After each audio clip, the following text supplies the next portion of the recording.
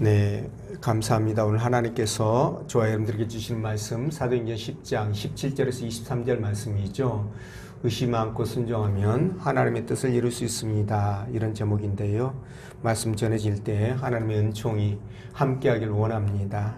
네, 이제 더위도 좀 꺾인 것 같아요. 오늘 새벽에는 좀 자다 보니까 추워가지고 이불을 끌어다가 이렇게 덮었는데 말복이 지나기 전부터 이렇게 빨리 열대야가 사라져가지고 좋기는 한데 그러나 또 농사가 괜찮을지 걱정도 됩니다. 어쨌든 막바지 여름 이렇게 건강하게 잘 보내시고 다가오는 또 가을도 또 잘 준비해서 맞이하시기를 부탁을 드리겠습니다. 자, 오늘 하나님께서 본문의 말씀을 통해서 다음과 같은 두 가지로 우리에게 은혜를 주셨는데 그 첫째가 하나님께 순종할 때 하나님의 뜻을 알게 됩니다. 이런 말씀이고요. 두 번째는 의심과 순종은 함께 할 수가 없다라는 그런 말씀입니다. 여러분, 우리가 어떤 일을 하거나 특히 새로운 어떤 사업을 시작할 때는요, 우리가 하나님 앞에 기도하잖아요. 그때 하나님이 속 시원하게 이래라 저래라 이렇게 알려주시면 얼마나 좋을까요? 근데 기도에도 아무 응답이 없거나 정말 잠잠하면 답답하고 불안합니다. 물론 하나님께서 응답을 지체해서 그럴 수도 있겠고 또 하나님이 응답해 주셨음에도 깨닫지 못해가지고 그런 경우도 있을 것입니다. 또 성경을 읽을 때나 말씀을 들을 때 그때 그 말씀이 무슨 뜻인지 모르다가 어느 날 성경을 읽다 보니까 그때 그것이 깨달아진다거나 말씀을 듣다 보니까 깨달아진다거나 이런 경우가 굉장히 많은데 이렇게 어떤 일이 터지면 그 뜻이 무엇인지 몰라서 답답해야 하거나 또는 기도하면서 그냥 넘어가는 경우가 많은데 시간이 지나면 그때 그것이 하나님의 응답이었구나 라고 깨닫는 그런 경우들이 참 많습니다. 그러니까 그때까지 인내하면서 기다리는 것도 괜찮다 이런 생각이 드는데요. 저도 어린 시절에 주께서 보여주신 그 환상의 뜻이 무엇인지는 몰라가지고 15년 동안 제가 이제 궁금해했던 적이 있었거든요. 제가 사모에게만 가끔씩 이제 그 얘기를 했는데 15년이 지나서 신학교 등록을 앞두고 제가 결정을 못하고 망설이는 그 과정에서 주께서 그 환상의 의미를 확실하게 저에게 깨닫게 해주셔가지고 등록을 했던 그런 적이 있습니다.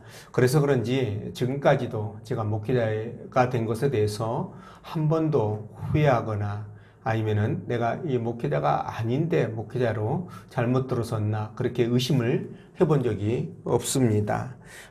어쨌든 하나님은 당신의 뜻에 순종하려고 할 때 우리에게 그분의 뜻이 무엇인지를 깨닫게 해 주시는 경우가 굉장히 많은데 이 과정에서 하나님 말씀을 벗어났는지 확인하는 것도 당연합니다.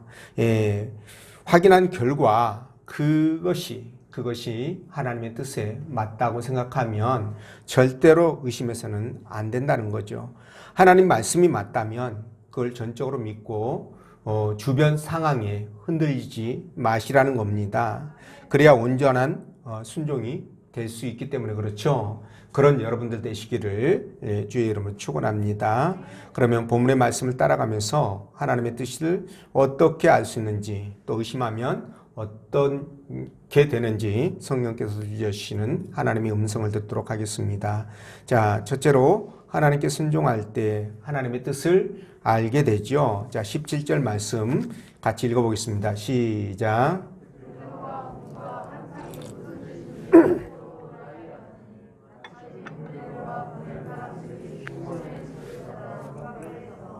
아멘.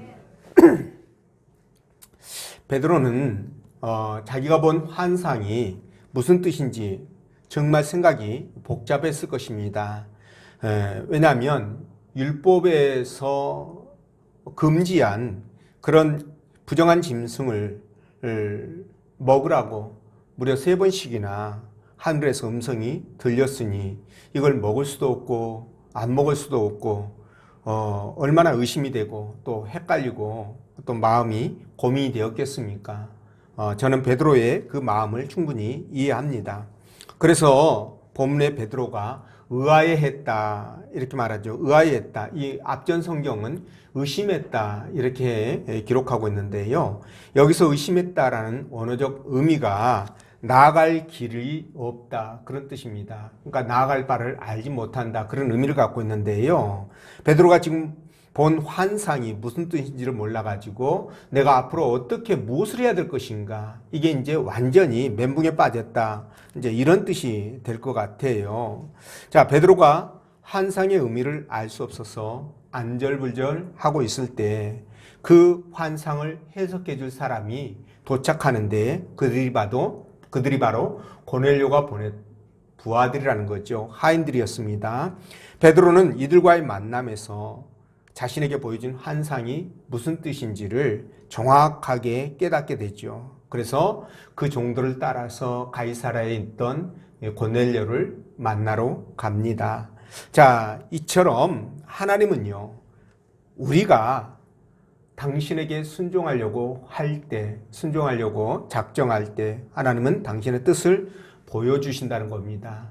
자, 뜻을 보여주시되 너무나 명확하고 그리고 정확하게 보여준다는 것인데요. 보십시오. 베드로가 환상을 보고 그 환상이 무슨 뜻인지 몰라 고민하고 있을 때 말이죠. 하인들이 그 집에 도착을 했잖아요. 자, 이거는 하나님께서 앞으로 이방 선교의 기폭제로 고넬료를 사용하시겠다. 그러니 고넬료에게 가서 세례를 베푸고 그에게 능력을 전수해라. 이런 뜻 아니겠습니까? 그래서 철저하게 준비하라는 그런 이제 것이라는 것을 알 수 있는 그런 대목인데, 자, 가이사라에 있던 고넬료가 환상을 보았던 시간이 오후 3시였습니다.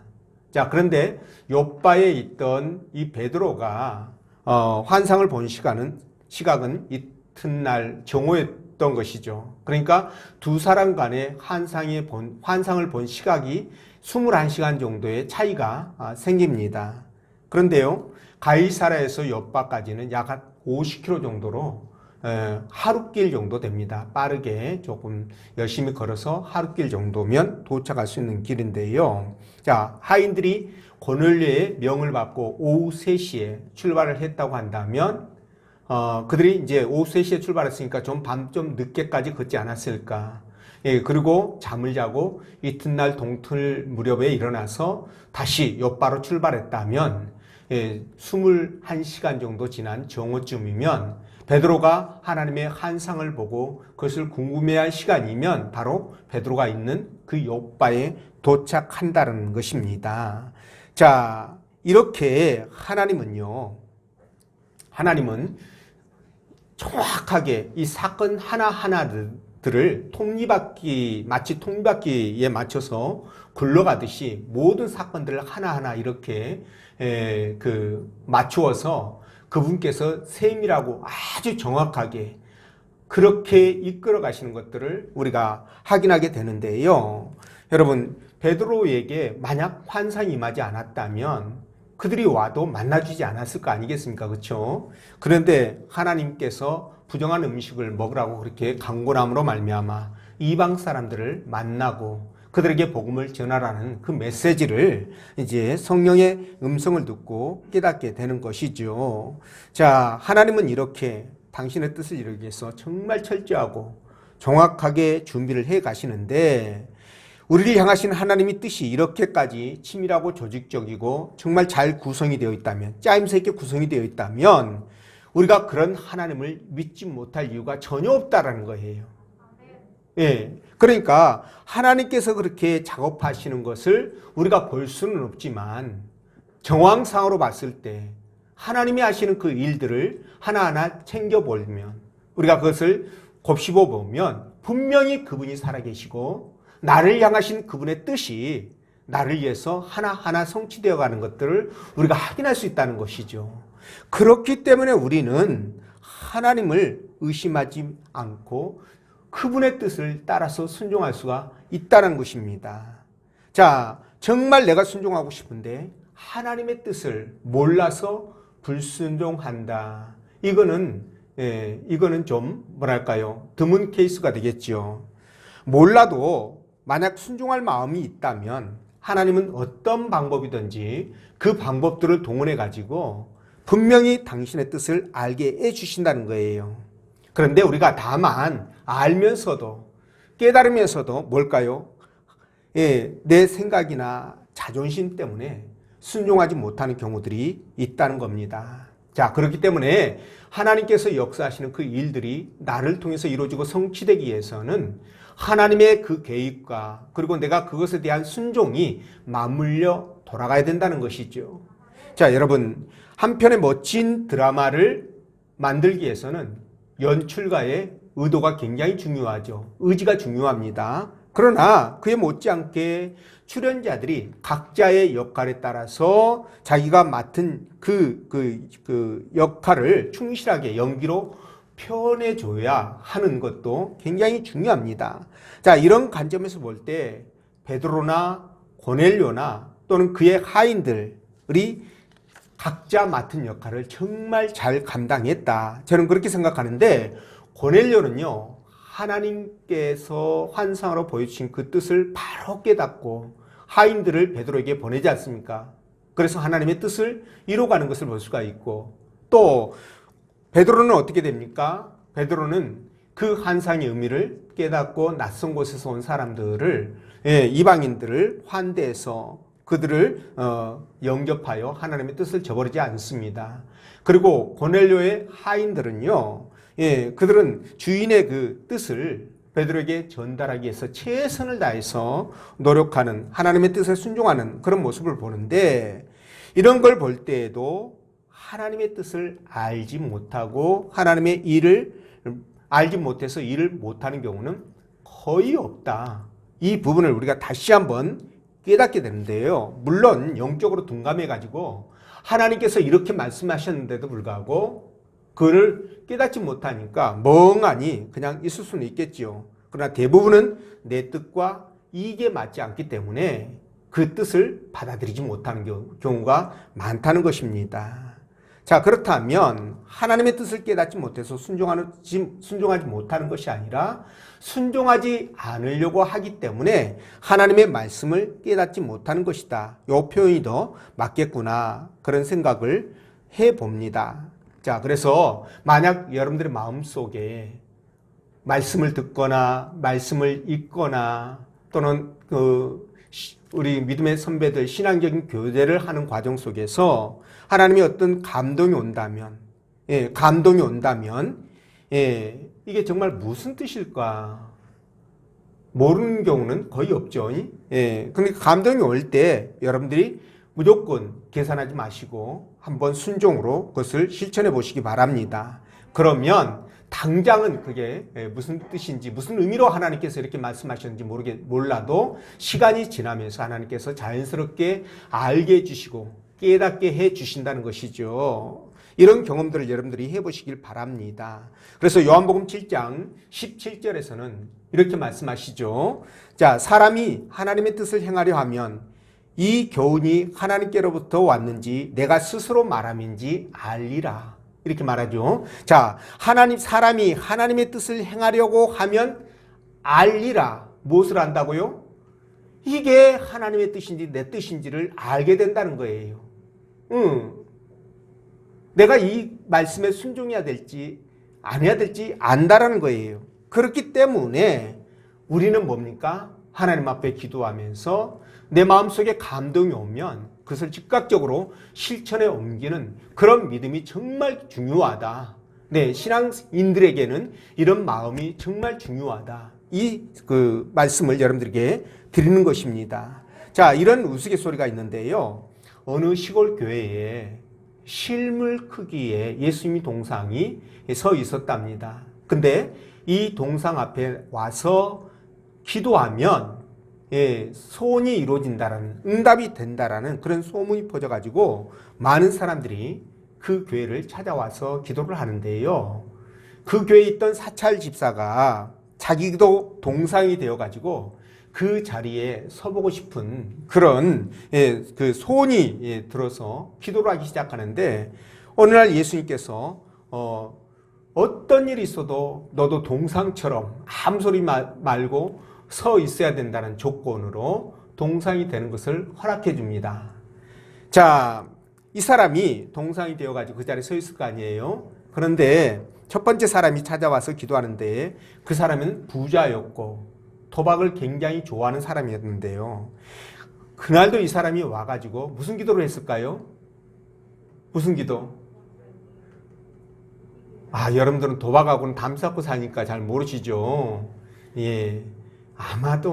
아마도가 아니라 이 사람이 그때 기도했을 때는 돈 많이 따게 해달라고 예수님에게 기도를 하고 돌아갈 때 돈가방 가지고 왔던 것을 그대로 놓고 그냥 가버린 거예요. 빳빳한 돈 그냥 많이 담아가지고 도박판에 가서 돈 따려고 했던 그 돈가방을 잊어버리고 그냥 간 겁니다. 자, 그런데 두 번째 사람이 와서 기도를 하는데 이 사람은 굉장히 가난한 농부였는데요. 자기 아내가 아주 중한 병에 걸려가지고 지금 죽어가고 있는데 치료비가 없어서 치료를 못 받고 있는 상황이에요. 그래서 주님 앞에 나와 돈을 달라고 그 아내를 살려야 되니까 하나님 돈을 주십시오라고 기도를 한 거예요.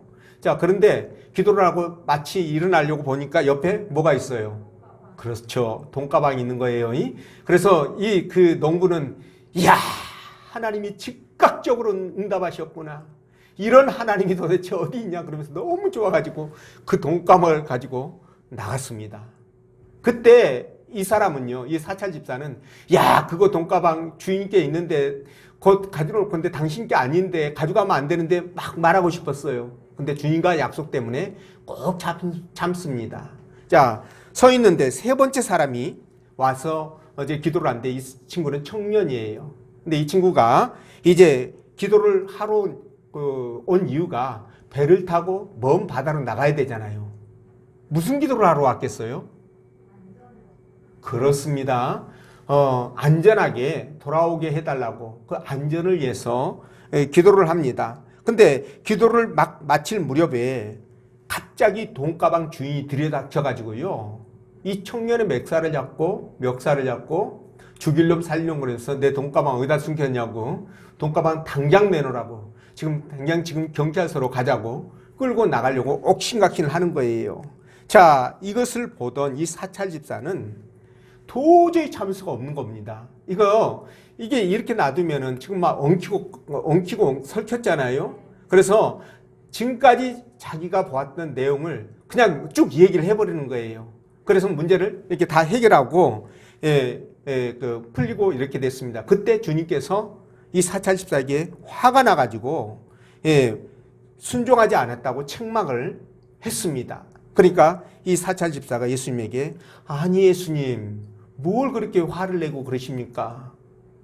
내가 못할 일도 한 것도 아니고 이렇게 상황이 엉망진창으로 꼬여가지고 이렇게 서로 의심받고 이러는데 내가 바로잡아 줬고 문제를 해결해 줬는데 내가 뭘 잘못했습니까? 라고 따지고 들었습니다. 그때 예수님께서 하신 말씀이 네가 잘못한 것은 나하고의 약속을 어겼기 때문이다. 내 말에 순종하지 않았기 때문이다. 라고 하면서 네가 개입해가지고 해결하는 것보다 그냥 아무 말 안 하고 침묵함으로 말미암아 내 말에 순종함으로 말미암아 가만히 있었던 것이 100번 나을 뻔했다. 라고 하시면서 뭐라고 그러냐? 부자는 어차피 노름판에서 돈을 다 잃었을 것이고 잃었고 그리고 그 가난한 농부는 그 돈 가지고 아내를 치유했을 것이다. 그리고 그 청년은 네가 그렇게 말을 하지 않아서 경찰서로 끌려갔다면 그 배를 타지 못해서 결국은 풍랑으로 인해 배가 침몰하는 과정에 죽지 않았을 것이다. 이렇게 얘기를 해주는 겁니다. 그러니까 뭐예요?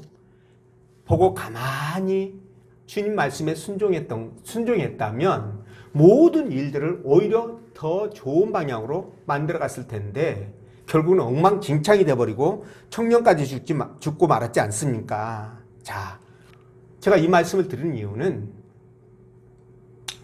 침묵 가운데 하나님께서 침묵하고 계시는 것처럼 잠잠히 있다 할지라도 하나님은 침묵하시는 것이 아니라 그분 입장에서 저와 여러분들을 위하여 움직이고 계신다는 거예요. 일하고 계신다는 거예요. 그렇기 때문에 하나님은 살아계셔서 지금도 저와 여러분들을 위해서 역사하시고 함께 하시고 우리를 선한 길로 인도해 가신다는 이 사실을 확실하게 믿으셔야 된다는 겁니다. 그럴 때 여러분, 그럴 때 우리가 하나님의 역사를 보게 되는 겁니다. 하나님의 기적을 보는 거예요. 그래서 우리가 하나님의 뜻을 순종하려고만 하면 하나님께서는 그분의 뜻을 우리에게 알려주신다는 거죠. 그래서 확신을 갖고 그 일을 할 수 있도록 해주신다는 거죠. 마치 제가 신학교 등록을 앞두고 고민하고 갈등할 때 그걸 알려주심으로, 뜻을 알려주심으로 지금까지 흔들리지 않고 목회를 해올 수 있었던 것처럼 말입니다. 그래서 여러분들도 정말 하나님의 뜻이 무엇인지 당장은 모른다 할지라도 일단 여러분들이 순종해 보십시오.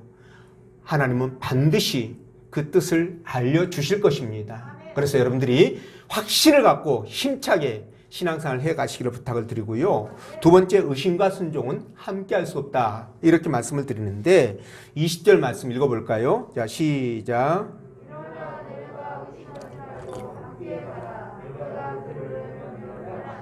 아멘.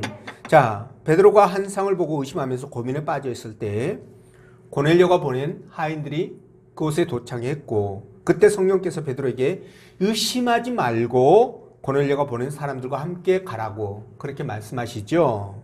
자, 여러분, 오늘 왜 성령께서 베드로에게 의심하지 말라라고 특별히 그렇게 당부를 했을까요? 자, 여기에는 큰 뜻이 있습니다.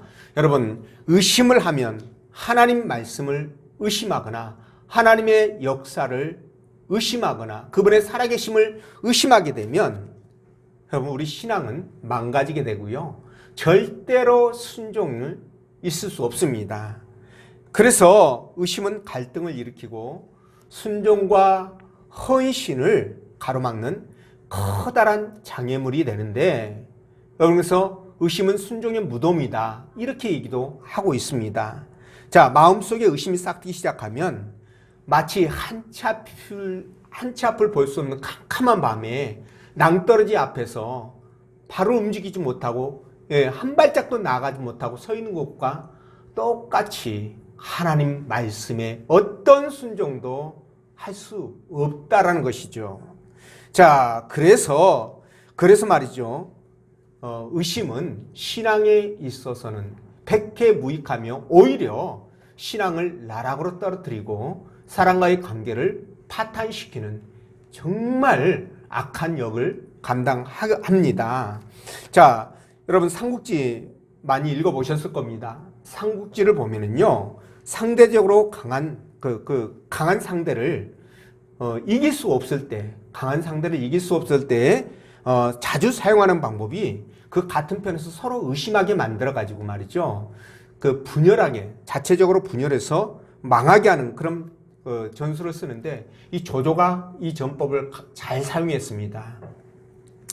자, 서천의 마초라고 여러분들 삼국지 읽어보셨으면 알 겁니다. 이 마초가 워낙 전투력이 강해요. 전술도 아주 전략적인 것도 머리가 좋아가지고 뛰어납니다. 그래서 조조가 이 마초를 이기지 못해가지고 전전긍긍하죠. 그런데 그 자기 참모가 깨를 하나 내는데 그게 뭐냐면 이 마초군은 한수라는 사람과 이 마초 두 종족이 함께 대표끼리 연합해가지고 강력한 군대를 형성했는데요.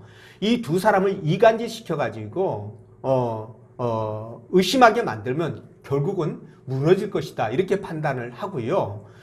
결국 한수라는 사람을 작업을 하죠. 아무것도 아닌 것을 가지고 큰 무슨 내통하는 것처럼 조조군하고 내통하는 것처럼 만들어서 결국은 이 그 마초가 결국 그걸 보지 못하고 분란이 일어나서 죽이고요. 결국은 이 마초도 조조군에게 대피하게 되죠.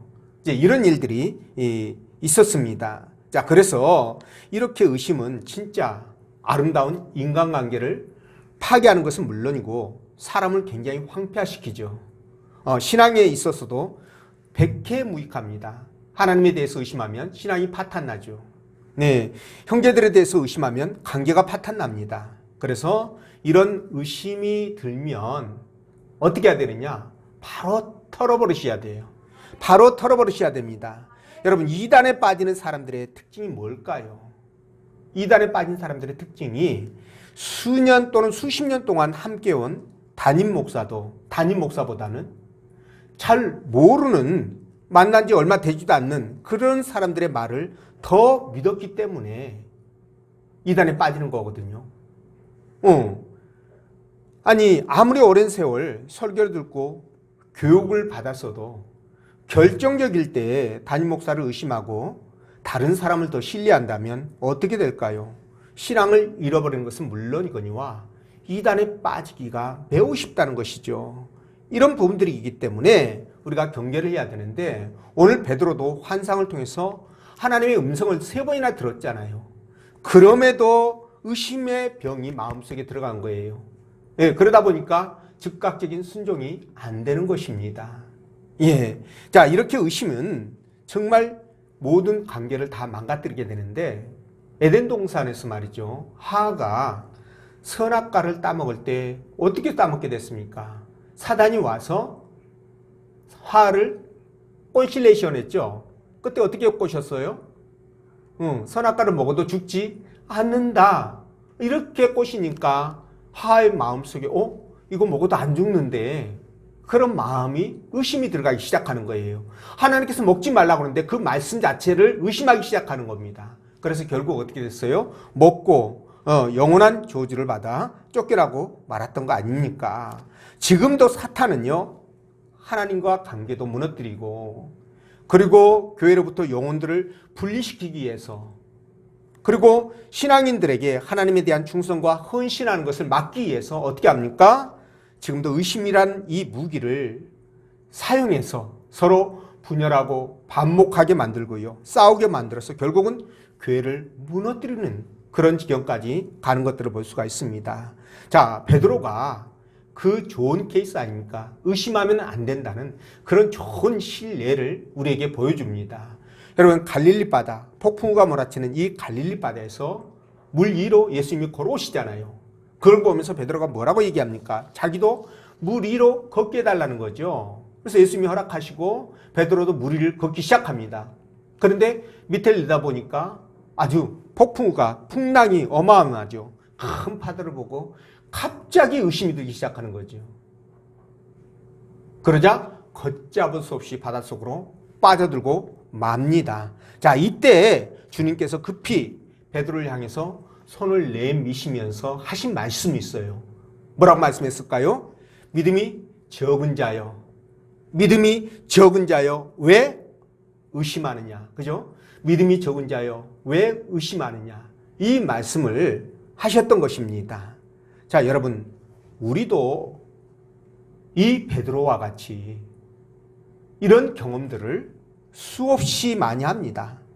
네, 처음에는 지금 하는 이 일이 하나님 말씀에 순종하는 것이라고 생각하고 시작을 했다가 막상 어려움이 생기거나 고난이 따르면 어떻게 될까요? 이게 정말 하나님이 원하시는 일이었을까?